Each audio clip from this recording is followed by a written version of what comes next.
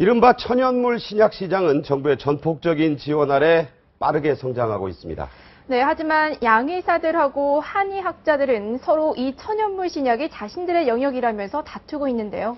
그런데 이 천연물 신약에서 벤조피렌과 포름알데히드 같은 1급 발암물질이 검출됐다고 합니다. 제약업체들은 인체에 유해하지 않은 미미한 수준이라고 밝혔습니다.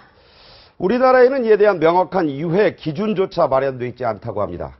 정부 당국이 하루빨리 국민들의 불안감을 씻어줘야겠습니다. 김관 기자의 단독 보도입니다.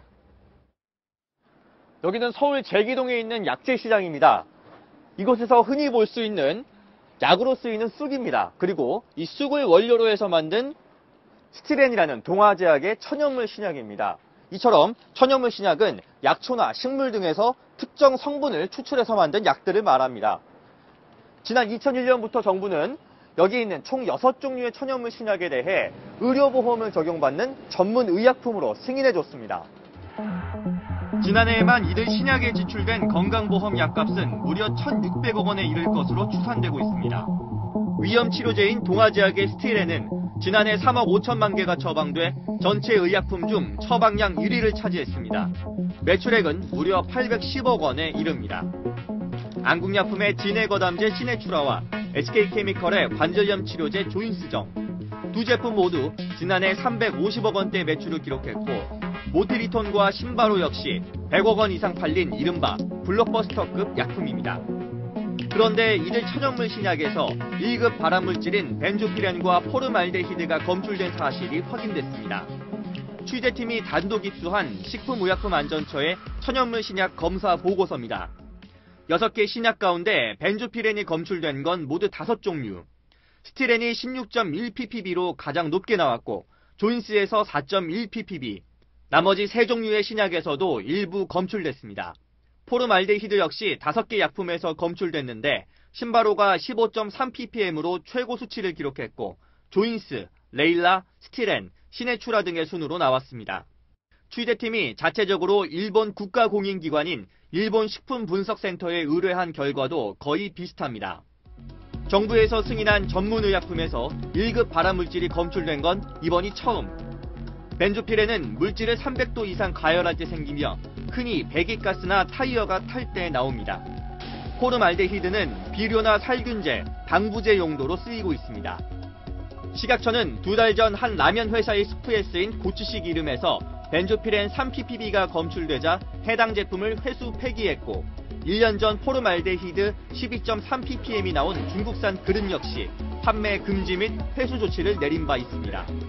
식약처는 또 4년 전 한약재에서 다량의 벤조피렌이 검출되자 한약재 유해물질 관리 규정을 강화했습니다. 하지만 국내뿐만 아니라 국제적으로도 전문 의약품에 대한 벤조피렌과 포름알데히드 허용 기준치는 없는 상황.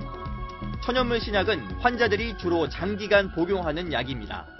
日本の厚生労働省では、実際にはその医薬品中のベンゾピレンからオルマデイドは一切認めておりません。白血病、リンパ肉腫、それから前位粘膜の肥厚などが言われております。 제약업체들은 제조 과정에서 해당 발암물질을 사용하지 않았으며 만약 들어갔다 해도 인체에 유해한 수준은 아니라고 반박합니다. 이번에 검출된 벤조피렌 양은 일반적인 하류 식사량에서 섭취되는 양의 10분의 1 정도이며 이런 양은 뭐냐면 여러분들이 삼겹살을 구워 먹었을 때나 아니면은 그 태워 먹었을 때 100분의 1, 1000분의 1 정도에 해당되는 양이므로 그냥 드셔도 됩니다. 식약처는 포름알데히드는 원재료에서 자연 발생했을 수 있지만 벤조피렌의 경우 약품 제조 과정에서 생성됐을 가능성이 높은 것으로 보고 있습니다. 식약처는 해당 약품들을 수거해 정밀 분석하고 검출 허용 기준을 수립하는 등 대책을 모색하고 있습니다. 국민 안심 차원에서 해당 제품에서 이들 유해물질의 노출량을 줄일 수 있도록 원료부터 완제품까지 제조 단계별로 종합적으로 검토하겠습니다. 정부는 지난 2001년 천연물 신약 촉진법을 만들고 세계 7대 신약 개발국이 되겠다며 천연물 신약 개발 사업비로 지금까지 1,761억 원을 투자했습니다.